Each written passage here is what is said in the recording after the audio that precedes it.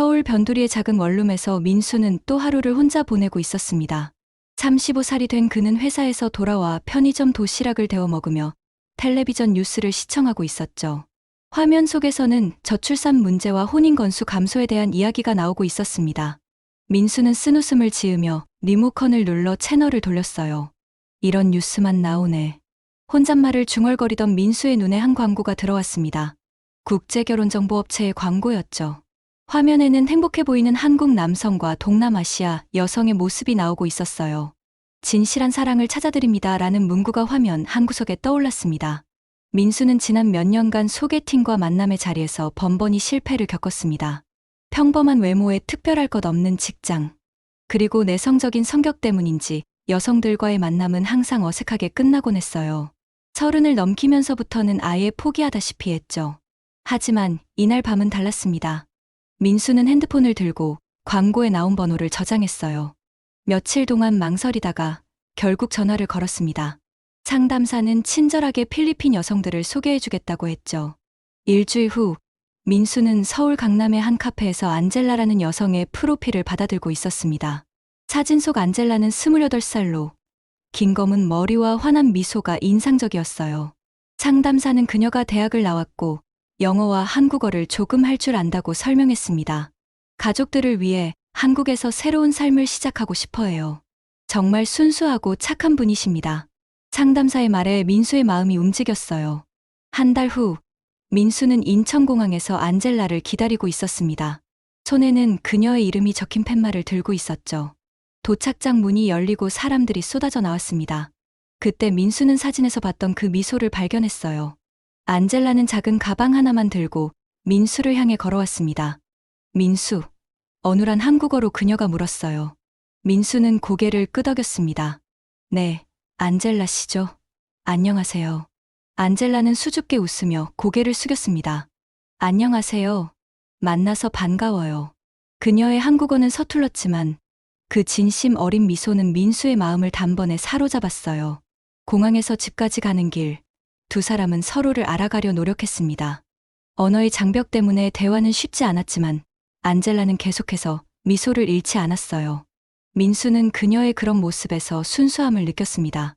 이 여성이라면 자신과 함께 행복한 가정을 꾸릴 수 있을 거라는 희망이 생겼죠. 결혼식은 소박하게 치러졌습니다. 민수의 가족들과 몇몇 친구들만 참석한 작은 결혼식이었어요. 안젤라는 하얀 드레스를 입고 민수 옆에 서 있었습니다. 그녀의 가족들은 필리핀에 있어서 참석하지 못했지만 화상통화로 축하를 전해왔죠. 민수는 안젤라의 손을 잡으며 행복을 느꼈습니다. 신혼생활 초기에는 모든 것이 새롭고 설렜어요. 안젤라는 한국 음식을 배우려고 노력했고 민수는 그녀에게 한국어를 가르쳐 주었습니다. 서로 다른 문화 때문에 가끔 오해가 생기기도 했지만 대부분은 웃음으로 넘길 수 있었죠. 민수는 처음으로 집에 돌아오는 것이 즐거워졌습니다. 한국 생활에 적응하느라 애쓰는 안젤라를 보며 민수는 더욱 다정해졌어요. 그녀가 외로워하지 않도록 주말에는 함께 나들이를 다녔고 한국어 학원에도 등록해 주었습니다. 안젤라는 고마워하며 민수의 뺨에 가벼운 키스를 해주곤 했어요. 결혼한 지 석 달 만에 안젤라가 임신 소식을 전해왔습니다. 민수, 아기 생겼어요. 그녀는 임신 테스트기를 들고 민수에게 뛰어왔어요. 민수는 그 순간 온몸에 전율이 흘렀습니다. 아버지가 된다는 것, 가족을 이룬다는 것의 의미가 실감났죠. 정말이야? 정말 우리 아기가? 민수는 안젤라를 조심스럽게 안아주었습니다. 안젤라도 눈물을 흘리며 고개를 끄덕였어요. 네, 우리 아기예요. 그날 밤 민수는 잠들지 못했습니다. 아이 용품을 사야 한다는 생각, 더 큰 집으로 이사해야 한다는 생각, 좋은 아버지가 되어야 한다는 책임감이 한꺼번에 밀려왔어요. 임신 기간 동안 민수는 안젤라를 극진히 돌봤습니다.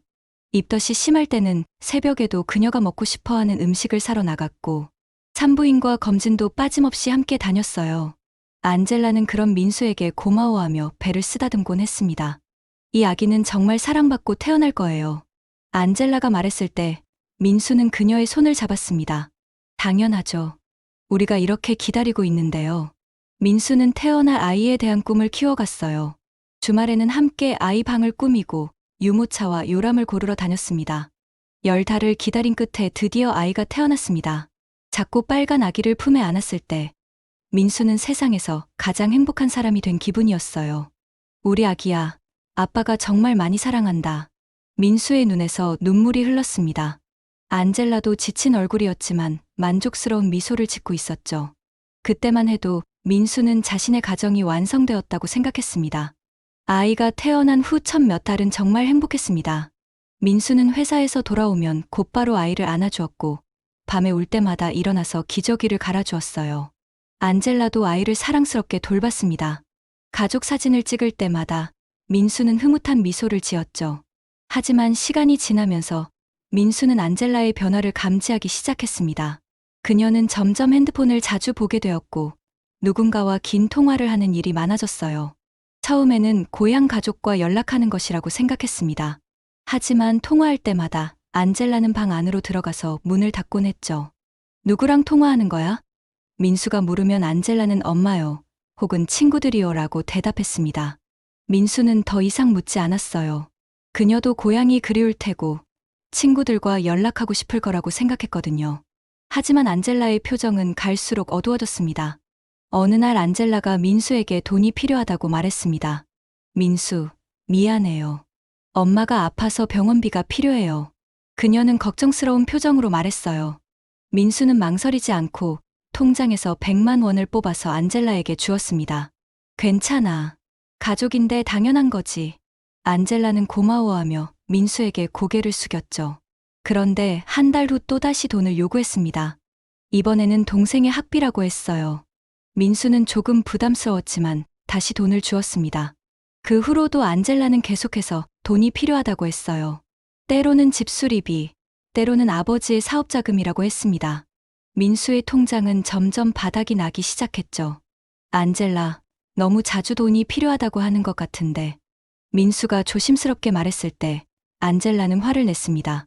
당신은 가족이 어려울 때 도와주기 싫어요. 나는 한국에 와서 모든 걸 포기했는데. 그녀의 목소리가 높아지자 아이가 깨서 울기 시작했어요. 민수는 더 이상 말하지 못했습니다. 그날 밤 민수는 잠들지 못하고 생각에 잠겼습니다. 결혼 전 상담사가 말했던 가족을 위해 한국에 왔다는 말이 떠올랐어요.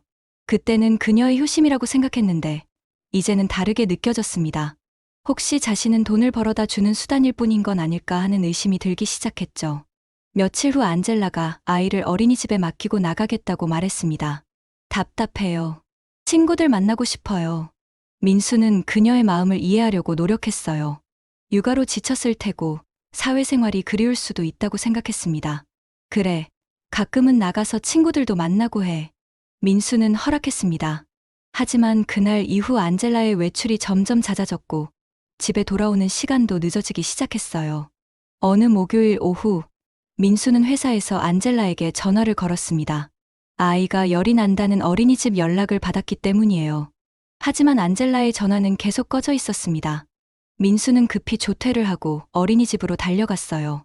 아이 엄마는 어디 계세요? 선생님이 물었지만 민수는 대답할 수 없었습니다. 안젤라가 어디 있는지, 누구와 있는지 전혀 알 수 없었거든요. 민수는 열이 나는 아이를 안고 병원으로 향했습니다. 그 순간 아버지로서의 책임감과 동시에 아내에 대한 실망감이 밀려왔어요. 집에 돌아와서도 안젤라는 나타나지 않았습니다. 민수는 아픈 아이를 돌보면서 계속해서 안젤라에게 전화를 걸었지만 여전히 꺼져 있었어요. 밤 10시가 되어서야 안젤라가 집에 들어왔습니다. 술 냄새가 났고 화장이 번져 있었죠. 어디 있었어? 아이가 아픈데 연락도 안 돼서.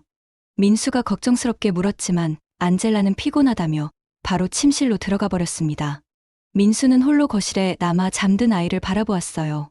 무언가 잘못되어 가고 있다는 느낌이 강해졌습니다. 다음 날 아침 안젤라는 아무 일 없었다는 듯이 행동했습니다.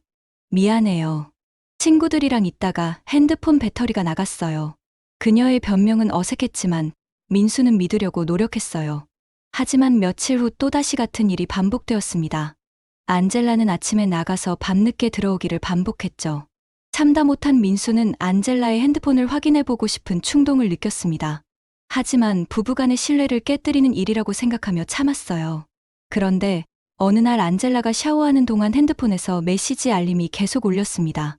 민수는 무심코 화면을 봤는데 영어로 된 메시지들이 계속 오고 있었어요. 메시지들은 대부분 암호 같아서 이해하기 어려웠지만 한 가지는 분명했습니다. 보내는 사람은 남자였고 내용이 단순한 친구 사이의 대화는 아니었어요. Miss you so much. Can't wait to see you 같은 문장들이 보였습니다. 민수의 손이 떨리기 시작했죠. 며칠 동안 민수는 고민에 빠졌습니다. 직접 물어봐야 할지 아니면 더 확실한 증거를 찾아야 할지 결정하지 못했어요. 그러던 어느 날 안젤라가 또다시 외출한다고 했을 때 민수는 몰래 그녀를 따라가기로 결심했습니다. 아이를 이웃에게 부탁하고 멀찍이 안젤라의 뒤를 따랐어요. 안젤라는 지하철을 타고 강남으로 향했습니다.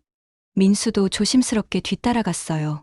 그녀가 도착한 곳은 한 호텔 로비였습니다. 민수는 멀리서 지켜보았는데 안젤라가 한 남자와 만나는 것을 목격했어요.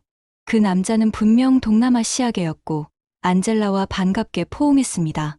민수의 심장이 멎는 것 같았죠. 두 사람은 함께 엘리베이터를 타고 위층으로 올라갔습니다. 호텔에서 돌아온 민수는 집 안을 방황했습니다. 방금 본 장면이 현실인지 믿기지 않았어요.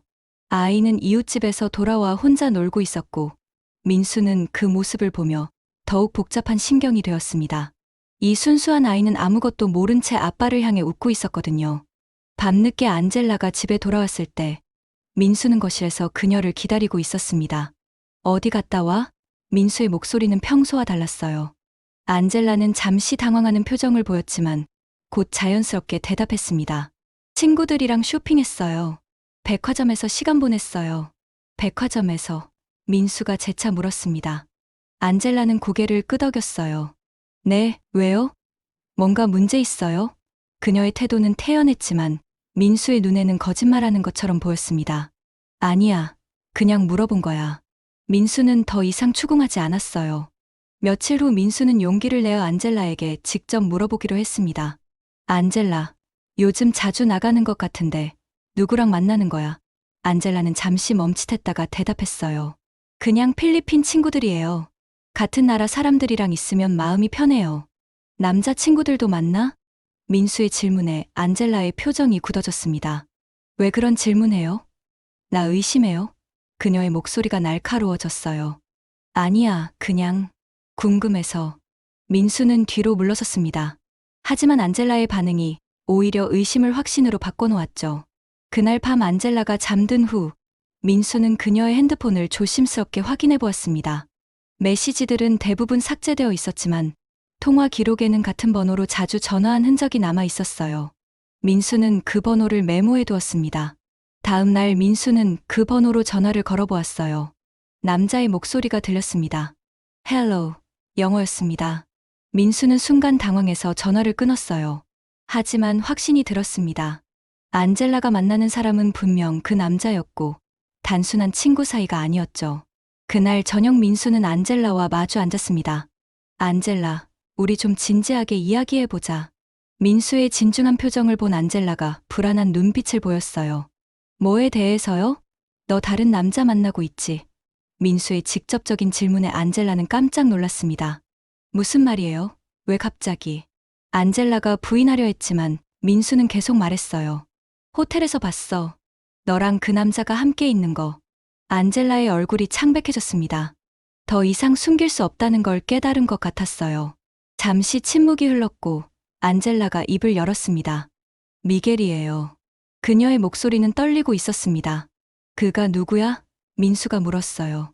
안젤라는 눈물을 흘리며 고백하기 시작했습니다. 필리핀에서 사귀던 남자친구예요. 5년 동안 사귀었어요. 민수의 머리가 하얗게 변하는 느낌이었습니다. 결혼 전에 왜 말하지 않았느냐는 질문이 목구멍까지 올라왔지만 이미 답은 알고 있었어요. 안젤라의 고백은 계속되었습니다.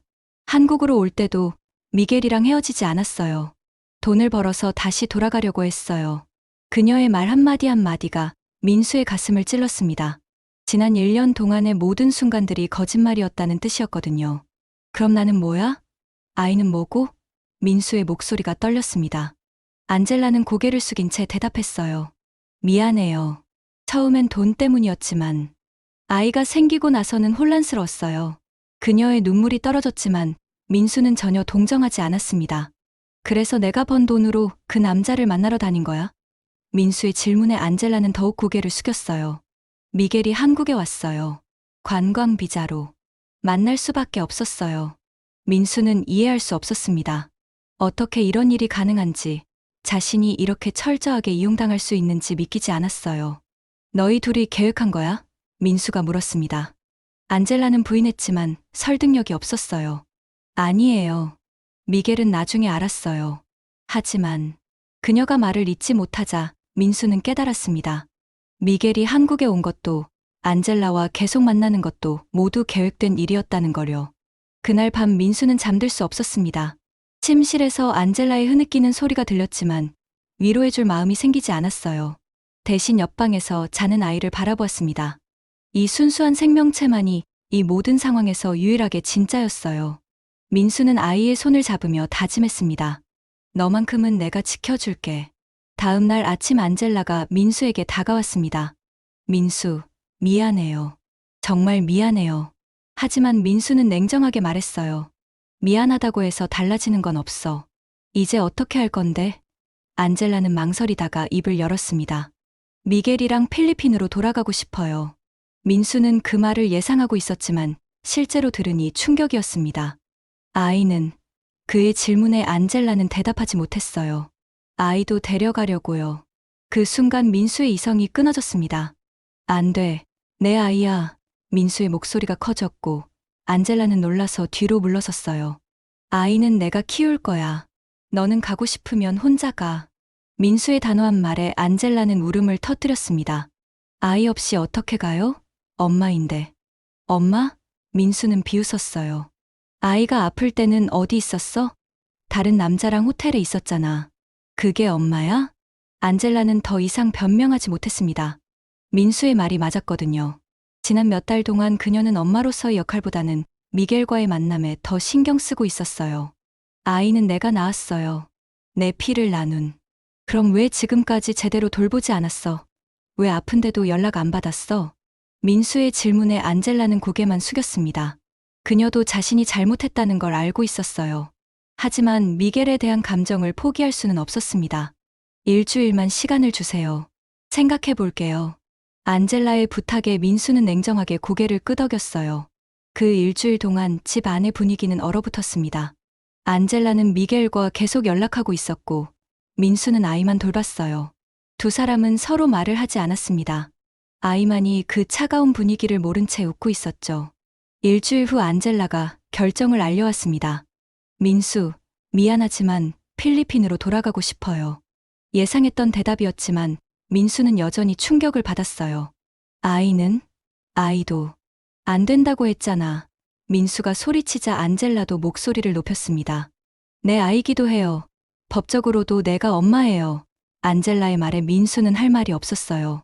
실제로 법적으로는 안젤라가 친모였고 아이를 데려갈 권리가 있었습니다. 그럼 나는 1년 동안 아이 아빠 노릇한 건 뭐야? 민수의 절규에 안젤라는 눈물을 흘렸어요. 미안해요. 정말 미안해요. 하지만 미겔 없이는 살 수 없어요. 안젤라의 고백에 민수는 좌절했습니다. 결국 그녀에게는 미겔이 전부였고 자신과 아이는 그저 돈을 벌기 위한 수단이었던 거죠. 언제 떠날 건데? 민수가 체념한 듯 물었어요. 이번 주 안에. 안젤라의 대답에 민수는 더 이상 참을 수 없었습니다. 일주일도 못 기다리겠다는 거야? 아이랑 이별할 준비도 없이 준비한다고 달라져요? 어차피 헤어져야 하는데. 안젤라의 차갑고 현실적인 말투에 민수는 그녀가 진짜로 변해버렸다는 걸 깨달았어요. 며칠 후 민수가 회사에서 돌아오니 집이 비어 있었습니다. 안젤라의 옷들이 모두 사라졌고 아이 용품 중 일부도 없어져 있었어요. 거실 탁자 위에는 짧은 편지가 놓여 있었습니다. 미안합니다. 아이는 잘 키우겠습니다. 행복하세요. 민수는 그 편지를 보며 무릎이 꺾였습니다. 정말로 안젤라가 아이를 데리고 떠난 것이었어요. 급히 인천공항으로 달려갔지만 이미 늦었습니다. 출국 명단을 확인해 보니 안젤라와 아이, 그리고 미겔의 이름이 있었어요. 3시간 전에 필리핀행 비행기를 탔다고 했습니다. 공항 직원에게 사정을 이야기했지만 소용없었어요. 이미 출국한 승객들을 돌려보낼 수는 없습니다. 국제 문제가 될 수 있어요. 민수는 주저앉아서 울었습니다. 자신의 아이가 1년 동안 키운 소중한 아이가 영영 사라져버린 거였어요. 집에 돌아온 민수는 텅 빈 아이 방을 바라보았습니다. 며칠 전까지만 해도 아이의 웃음소리로 가득했던 이 집이 이제는 무덤같이 조용했어요. 아이가 가지고 놀던 장난감들만 흩어져 있었습니다. 민수는 그 장난감 하나하나를 주워 담으며 눈물을 흘렸어요. 그날 밤 민수는 변호사에게 연락했습니다. 아이를 되찾을 방법이 있을까요? 하지만 변호사의 대답은 절망적이었어요. 친모가 아이를 데리고 본국으로 돌아간 경우 되찾기가 거의 불가능합니다. 특히 필리핀은 헤이그 협약 미가입국이라서 더욱 어려워요. 민수는 며칠 동안 잠들지 못했습니다. 아이 얼굴이 자꾸 떠올랐어요. 자신을 아빠라고 부르며 웃던 그 모습, 열이 날 때 품에 안겨서 잠들던 그 따뜻함이 그리웠습니다. 하지만 이제는 기억으로만 남게 되었죠. 한 달이 지나도록 민수는 정상적인 생활을 하지 못했습니다. 회사에 가서도 일에 집중할 수 없었고, 집에 돌아와서도 멍하니 앉아만 있었어요. 친구들이 걱정해서 만나자고 했지만 만날 기분이 나지 않았습니다. 모든 게 의미 없게 느껴졌거든요. 어느 날 민수는 안젤라에게 메시지를 보냈습니다. 아이는 잘 지내? 하지만 답장은 오지 않았어요. 며칠 후 다시 보냈지만 여전히 무응답이었습니다. 안젤라는 한국에서의 모든 것을 완전히 잘라버리고 싶어 하는 것 같았어요. 2달 후 민수에게 한 통의 국제전화가 걸려왔습니다. 필리핀에서 걸려온 전화였어요. 혹시나 하는 마음으로 받았는데 안젤라의 목소리였습니다. 민수. 그녀의 목소리는 예전과 달랐어요. 뭔가 지쳐 보였습니다. 아이는 어때? 민수의 첫 질문에 안젤라는 잠시 침묵했어요. 잘 지내요. 건강해요. 사진 좀 보내줄 수 있어. 민수의 부탁에 안젤라는 망설이다가 대답했습니다. 나중에. 그리고 전화를 끊어버렸어요. 민수는 그 짧은 통화로도 뭔가 달라진 걸 느꼈습니다. 며칠 후 안젤라에게서 메시지가 왔어요. 아이 사진이었습니다. 아이는 많이 자랐고 여전히 건강해 보였어요. 하지만 표정이 예전보다 어둡게 느껴졌습니다. 민수는 그 사진을 보며 가슴이 아팠어요. 저 아이가 자신을 기억할까 하는 생각이 들었습니다. 시간이 흐르면서 민수는 서서히 현실을 받아들이기 시작했습니다. 아이를 되찾는 것은 불가능에 가깝다는 걸 인정했어요. 대신 아이가 건강하게 자라기를 바라는 마음으로 마음을 정리했습니다. 가끔 안젤라에게서 오는 아이 사진을 보며 성장을 지켜보는 것으로 만족하려 했어요. 민수는 새로운 일상을 만들어가기 시작했습니다. 회사에서 더 열심히 일하고 주말에는 혼자만의 시간을 보내며 마음을 다잡았어요. 가끔 비슷한 경험을 한 사람들의 모임에도 나가서 이야기를 나누었습니다. 그들로부터 상처를 극복하는 방법을 배웠죠. 1년이 지난 어느 날 민수는 아이 용품들을 정리했습니다. 장난감, 옷까지, 그림책들을 상자에 담으면서 하나하나 추억을 되새겼어요. 언젠가는 다시 만날 수 있을 거야. 민수는 상자를 창고에 보관하며 중얼거렸습니다. 완전히 포기하는 건 아니었어요. 지금의 민수는 예전과 다릅니다. 더 신중해졌고 사람을 쉽게 믿지 않게 되었어요. 하지만 아이에 대한 사랑만큼은 변하지 않았습니다. 가끔 꿈에서 아이를 만날 때면 행복합니다. 그리고 언젠가는 그 아이가 자신의 진짜 아버지를 찾아올 거라는 희망을 품고 있어요. 내가 베푼 사랑이 거짓은 아니었으니까. 민수는 혼자 중얼거리며 새로운 하루를 시작합니다. 아픔은 여전하지만 그 사랑만큼은 진짜였다는 걸 알고 있어요. 그리고 그것만으로도 견딜 수 있습니다. 언젠가 다시 만날 그날까지 말이죠.